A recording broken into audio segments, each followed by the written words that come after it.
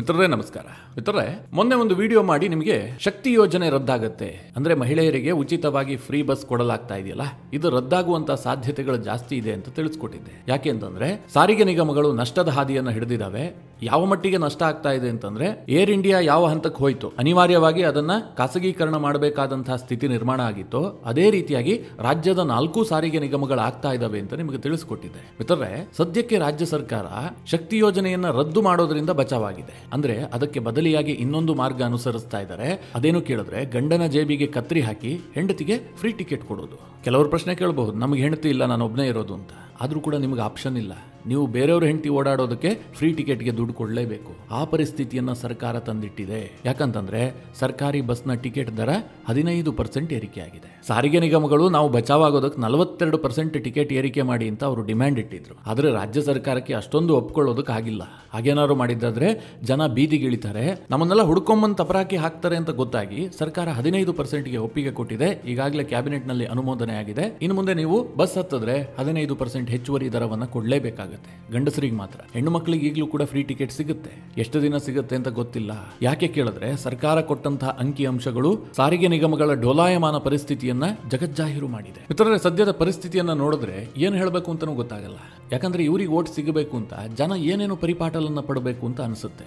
ಇದು ಪ್ರಜಾಪ್ರಭುತ್ವದ ಅತ್ಯಂತ ದುರಂತದ ಹಾದಿ. ಇದು ಇಡೀ ವಿಶ್ವದಲ್ಲಿರುವಂತಹ ಆಡಳಿತ ವ್ಯವಸ್ಥೆಯಲ್ಲಿ ಪ್ರಜಾಪ್ರಭುತ್ವ ವ್ಯವಸ್ಥೆ ಅತ್ಯಂತ ಸುಪ್ರೀಂ ಆಗಿದೆ, ಅದ್ಭುತವಾಗಿದೆ ಅಂತ ಎಲ್ಲರೂ ಹೇಳ್ತಾ ಇದ್ರು. ಆದ್ರೆ ಇತ್ತೀಚಿನ ಬೆಳವಣಿಗೆಯನ್ನು ನೋಡಿದ್ರೆ, ಅದರಲ್ಲೂ ಈ ಭಾರತದಂತಹ ಅಭಿವೃದ್ಧಿಶೀಲ ದೇಶಗಳಲ್ಲಿ ಆಗ್ತಿರುವಂತಹ ಬೆಳವಣಿಗೆಯನ್ನು ನೋಡಿದ್ರೆ ಪ್ರಜಾಪ್ರಭುತ್ವ ಎಂಡ್ ಹಂತಕ್ಕೆ ಹೋಗ್ತಾ ಇದೆಯಾ? ಇದೇ ರೀತಿಯಾಗಾದ್ರೆ ಜನ ಬದುಕೋದು ಹೇಗೆ ಅನ್ನುವಂಥ ಪ್ರಶ್ನೆ ಉದ್ಭವಿಸುತ್ತೆ. ಯಾಕೆ ಅಂತಂದ್ರೆ ಈ ಹಿಂದೆ ಹಣವಂತರು ಮಾತ್ರ ಚುನಾವಣೆಯನ್ನ ಗೆಲ್ತಾ ಇದ್ರು. ಯಾರ ಹತ್ರ ಹಣ ಇದೆಯೋ ಅಂತವರು ಚುನಾವಣೆ ಸಂದರ್ಭದಲ್ಲಿ ಹಣ ಹಂಚಿ ಚುನಾವಣೆಯನ್ನ ಗೆಲ್ತಾ ಇದ್ರು. ಆದ್ರೆ ಈಗ ಅದು ಸಾಕಾಗ್ತಾ ಇಲ್ಲ. ಅದಕ್ಕೋಸ್ಕರವಾಗಿ ರಾಜಕಾರಣಿಗಳು ಹೊಸ ಮಾಡೆಲ್ ಅನ್ನ ಇಂಟ್ರೊಡ್ಯೂಸ್ ಮಾಡಿದ್ದಾರೆ. ಕೇವಲ ನಮ್ಮ ಹಣವನ್ನು ಹಂಚಿದ್ರೆ ಜನರಿಗೆ ತೃಪ್ತಿ ಆಗೋದಿಲ್ಲ. ಯಾಕೆಂದ್ರೆ ಚುನಾವಣೆ ಸಂದರ್ಭದಲ್ಲಿ 500 ರೂಪಾಯೋ 1000 ರೂಪಾಯೋ, ಹೆಚ್ಚು ಅಂತಂದ್ರೆ 5000 ರೂಪಾಯೋ ಒಂದು ಓಟಿಗೆ ಕೊಟ್ಟರೂ ಕೂಡ ಜನ ಇವತ್ತು ತೃಪ್ತಿ ಆಗುವ ಹಂತದಲ್ಲಿಲ್ಲ. ಏನು ಒಂದು ಓಟಿಗೆ 5000 ರೂಪಾಯಿ ಕೊಟ್ಬಿಟ್ರೆ ನಮಗೆ ಮುಂದೆ ಏನು ಸಿಗುತ್ತೆ ಅಂತ ಜನ ಪ್ರಶ್ನೆ ಮಾಡೋದಕ್ಕೆ ಶುರು ಮಾಡಿದ್ರು. ಅದಕ್ಕೆ ರಾಜಕಾರಣಿಗಳು ಕಂಡುಕೊಂಡಂತಹ ಮಾರ್ಗ ಏನು ಕೇಳಿದ್ರೆ ಜನರನ್ನ ಮೂರ್ಖರನ್ನಾಗಿಸೋದು, ಜನರಿಂದ ತೆರಿಗೆ ವಸೂಲಿ ಮಾಡೋದು, ಆ ತೆರಿಗೆ ದುಡ್ಡನ್ನೇ ಜನರಿಗೆ ಕೊಡುವಂತಹದ್ದು. ಈ ಹಿಂದೆ ಯೋಜನೆಗಳ ರೂಪದಲ್ಲಿ ಜನರಿಗೆ ವಿನಿಯೋಗ ಆಗ್ತಾ ಇತ್ತು. ಎಲ್ಲೋ ರಸ್ತೆ ಮಾಡ್ತಾ ಇದ್ರು, ಎಲ್ಲೋ ಬಿಲ್ಡಿಂಗ್ ಕಟ್ತಾ ಇದ್ರು, ಸಾರ್ವಜನಿಕರ ಅನುಕೂಲಕ್ಕಾಗಿ ಆ ಹಣವನ್ನ ವೆಚ್ಚ ಮಾಡ್ತಾ ಇದ್ರು. ಆದ್ರೆ ಈಗ ಹಾಗಾಗ್ತಾ ಇಲ್ಲ. ನೇರವಾಗಿ ನಿಮಗೆ ಕೊಟ್ಬಿಡ್ತಾರೆ. ಗಂಡನಿಂದ ಕಿತ್ಕೊಂಡು ಹೆಂಡತಿ ಕೊಡ್ತಾರೆ. ಇಲ್ಲ ಇನ್ಯಾವನೋ ಕಷ್ಟಪಟ್ಟು ದುಡಿತಾ ಇರ್ತಾನೆ. ಬೆಳಿಗ್ಗೆ 9 ಗಂಟೆಗೆ ಆಫೀಸಿಗೆ ಹೋದ್ರೆ ರಾತ್ರಿ 10 ಗಂಟೆಗೆ ಮನೆಗೆ ಬಂದು ಕಷ್ಟಪಟ್ಟು ಬೆವರು ಹರಿಸಿ ದುಡಿತಾ ಇರ್ತಾನೆ.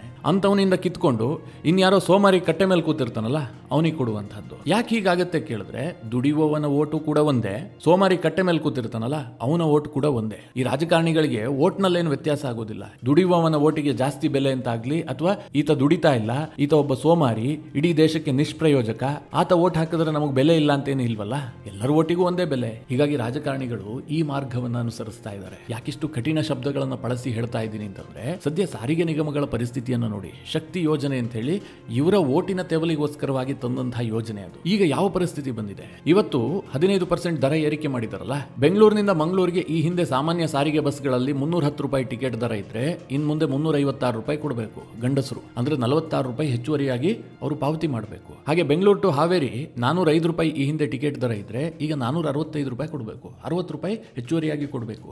ಇದೆಲ್ಲ ಸಾಮಾನ್ಯ ಸಾರಿಗೆಗಳ ವಿಚಾರ.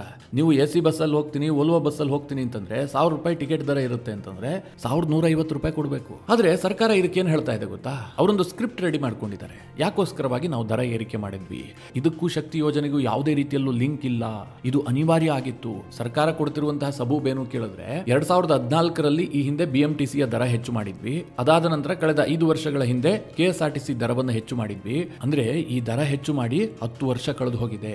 ಈ ಹಿಂದೆ 2014ರಲ್ಲಿ ದರ ಏರಿಕೆ ಮಾಡಿದಂತಹ ಸಂದರ್ಭದಲ್ಲಿ ಡೀಸೆಲ್ ರೇಟ್ ಕೇವಲ 46 ರೂಪಾಯಿ 24 ಪೈಸೆ ಇತ್ತು. ಈಗ ಡೀಸೆಲ್ ರೇಟ್ 89 ರೂಪಾಯಿಗೆ ಏರಿಕೆ ಆಗಿದೆ. ಇದರಿಂದಾಗಿ 4 ಸಾರಿಗೆ ನಿಗಮಗಳಿಗೆ 9 ಕೋಟಿ 16 ಲಕ್ಷ ಹೆಚ್ಚುವರಿಯಾಗಿ ಹೊರೆ ಆಗ್ತಾ ಇದೆ. ಡೀಸೆಲ್ಗೋಸ್ಕರವಾಗಿ ಹೆಚ್ಚುವರಿಯಾಗಿ ನಮಗಷ್ಟು ಖರ್ಚಾಗ್ತಾ ಇದೆ. ಇತರೆ ಖರ್ಚುಗಳು ಪ್ರತಿನಿತ್ಯ 18 ಕೋಟಿ 36 ಲಕ್ಷಕ್ಕೆ ಏರಿಕೆ ಆಗಿದೆ. ಈಗ ನಿತ್ಯ ನಾವು 4 ನಿಗಮಗಳ ಬಸ್ ಓಡಿಸೋದಕ್ಕೋಸ್ಕರವಾಗಿ 9.56 ಕೋಟಿ 9 ಕೋಟಿ 56 ಲಕ್ಷದಷ್ಟು ನಷ್ಟ ಮಾಡಿಕೊಳ್ತಾ ಇದೀವಿ. ಹೀಗಾಗಿ ದರ ಏರಿಸುವಂತಹದ್ದು ಅನಿವಾರ್ಯ ಆಗಿದೆ. ಹೀಗಂತ ಸರ್ಕಾರ ಸಬೂಬು ಕೊಡ್ತಾ ಇದೆ. ಮಿತ್ರರೇ, ಇನ್ನೊಂದು ಕಡೆ ಇದೇ ಸರ್ಕಾರ ಹೇಳ್ತಾ ಇದೆ, ನಾವು ಶಕ್ತಿ ಯೋಜನೆಗೋಸ್ಕರವಾಗಿ 5,515 ಕೋಟಿಯನ್ನ ಬಿಡುಗಡೆ ಮಾಡಿದೀವಿ. ಪ್ರತಿ ತಿಂಗಳು ಕೂಡ ಸಾರಿಗೆ ನಿಗಮಗಳಿಗೆ ಈ ಹಣ ಹೋಗುತ್ತೆ. ಮಹಿಳೆಯರ ಟಿಕೆಟ್ ಏನಿದೆ ಅದನ್ನ ಸರ್ಕಾರ ಭರಿಸ್ತಾ ಇದೆ. ಪುರುಷರು ಓಡಾಡೋದ್ರಿಂದ ನಷ್ಟ ಆಗ್ತಾ ಇದೆಯಲ್ಲ, ಅದನ್ನು ಅವರಿಂದಲೇ ವಸೂಲಿ ಮಾಡ್ತಾ ಇದೀವಿ ಅಂತ ಸರ್ಕಾರ ಹೇಳ್ತಾ ಇದೆ. ಸಮಾಜದಲ್ಲಿ ಯಾವ ರೀತಿಯ ತಾರತಮ್ಯವೂ ಕೂಡ ಆಗಬಾರದು. ನೀವು ಮಹಿಳೆಯರ ಸಬಲೀಕರಣದ ಹೆಸರಿನಲ್ಲಿ ಪುರುಷರನ್ನ ದುರ್ಬಲಗೊಳಿಸಿದ್ರೆ, ಒಂದು ಸಂಸಾರ ಅಂತಂದ ಮೇಲೆ ಅದು ಎತ್ತಿನ ಬಂಡಿ ಇದ್ದಂಗೆ, ಇಬ್ಬರು ಸರಿಯಾಗಿ ಹೋಗ್ತಾ ಇರಬೇಕು. ಒಂದೆತ್ತು ಜೋರಾಗಿ ಹೇಳೋದು, ಇನ್ನೊಂದೆತ್ತು ನಿಧಾನಕ್ಕೆ ಹೋದ್ರೆ ಆ ಬಂಡಿ ಮುಂದೆ ಸಾಗುತ್ತಾ? ಆ ಬಂಡಿ ಮಧ್ಯದಾರಿಯಲ್ಲೇ ಎಲ್ಲೋ ಬಿದ್ದು ಹೋಗುತ್ತೆ. ಸರ್ಕಾರ ಅಂತಹ ಪರಿಸ್ಥಿತಿಯನ್ನ ನಿರ್ಮಾಣ ಮಾಡ್ತಾ ಇದೆ. ನೀವು ವರ್ಗ ತಾರತಮ್ಯವೂ ಆಗಬಾರ್ದು, ಜಾತಿ ತಾರತಮ್ಯವೂ ಆಗಬಾರ್ದು, ಲಿಂಗ ತಾರತಮ್ಯವೂ ಕೂಡ ಆಗಬಾರ್ದು.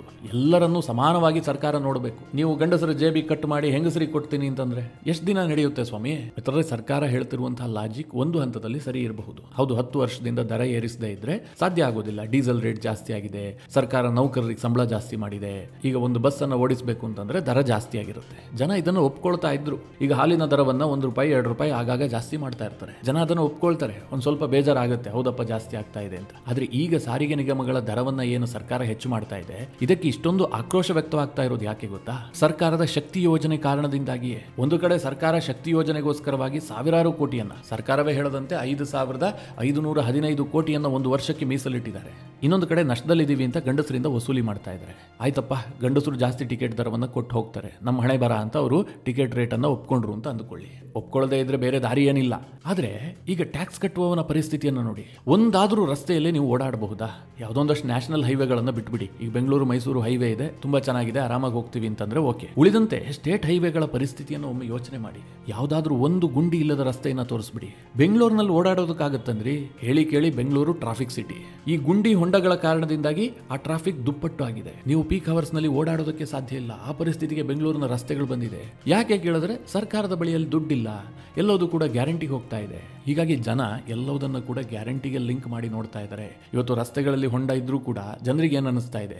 ಸರ್ಕಾರ ಪ್ರತಿಯೊಂದನ್ನು ಗ್ಯಾರಂಟಿ ಕೊಡ್ತಾ ಇದೆ. ಅದನ್ನು ಉಚಿತ ಕೊಡ್ತೀವಿ, ಇದನ್ನು ಉಚಿತ ಕೊಡ್ತೀವಿ ಅಂತ ಹೇಳಿ ನಮಗೆ ನರಕ ತೋರಿಸ್ತಾ ಇದೆ ಅಂತ ಜನರಿಗೆ ಅನಿಸೋದಕ್ಕೆ ಶುರುವಾಗಿದೆ. ಮಿತ್ರರೇ, ಇದೊಂದೇ ಅಲ್ಲ. ಇವತ್ತು ನೀವು ಜಮೀನ್ ರಿಜಿಸ್ಟ್ರೇಷನ್ ಮಾಡಿಸೋದಕ್ಕೆ ಹೋಗಿ ಜನ ಯಾವ ಮಟ್ಟಿಗೆ ಹೆದರ್ಕೊಳ್ತಾ ಇದ್ದಾರೆ ಅಂತಂದ್ರೆ, ಜಮೀನಿಗೆ ಪಾವತಿ ಮಾಡುವ ಹಣಕ್ಕೆ ಅವರಿಗೆ ಭಯ ಇಲ್ಲ.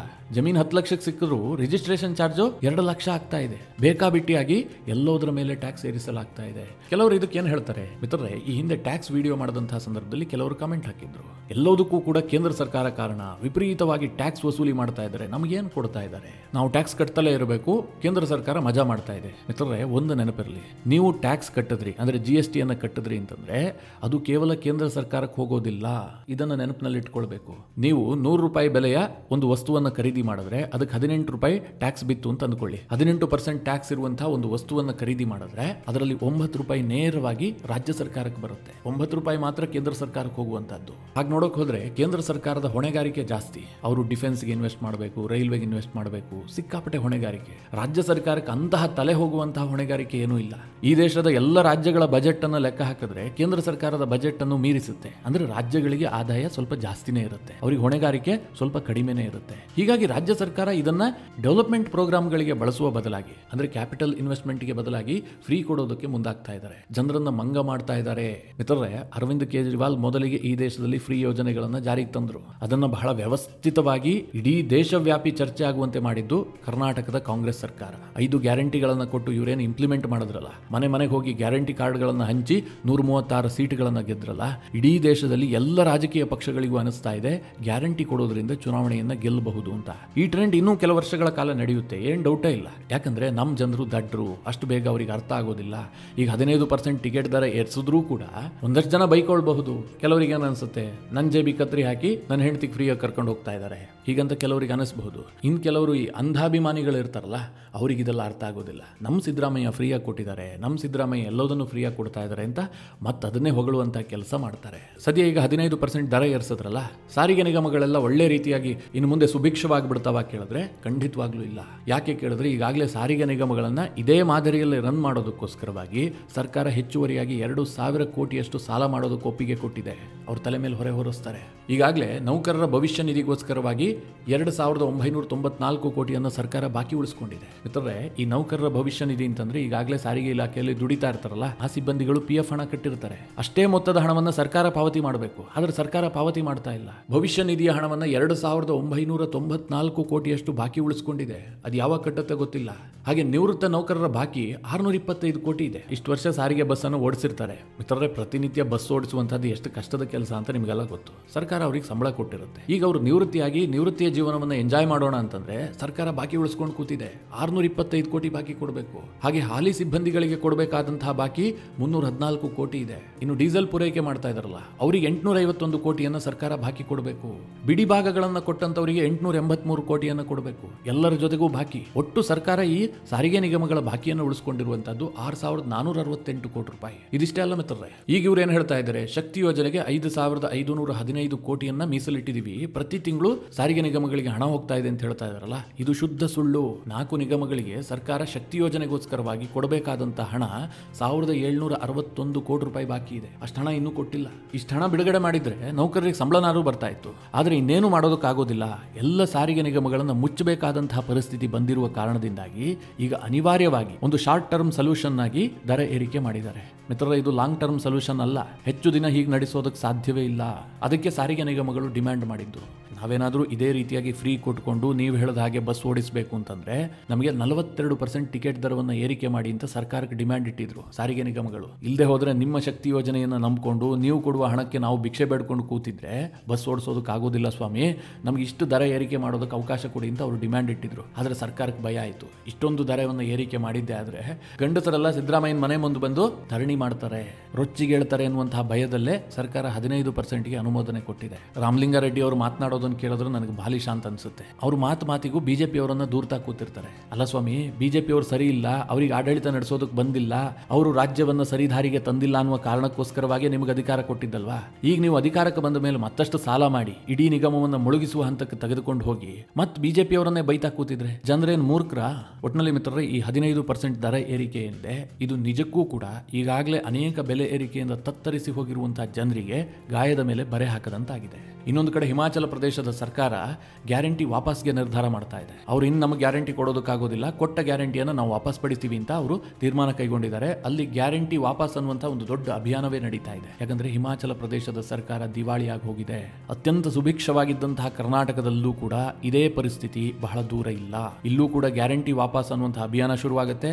ಇದೇ ರೀತಿಯಾಗಿ ಮುಂದುವರೆದಿದ್ದೆ ಆದ್ರೆ ರಾಜ್ಯದ ಜನರು ಕೂಡ ಅಂತಹ ದುಸ್ಥಿತಿಯನ್ನ ಅನುಭವಿಸಲೇಬೇಕಾಗುತ್ತೆ. ಓವರ್ ಆಲ್ ಆಗಿ ಮಿತ್ರರೇ, ಸಾರಿಗೆ ದರ ಏರಿಕೆಯ ಬಗ್ಗೆ ನೀವೇನು ಹೇಳ್ತೀರಿ? ನಿಮ್ಮ ಅನಿಸಿಕೆ ಅಭಿಪ್ರಾಯವನ್ನು ಕಮೆಂಟ್ ಮಾಡುವ ಮೂಲಕ ನಮಗೆ ತಿಳಿಸಿ.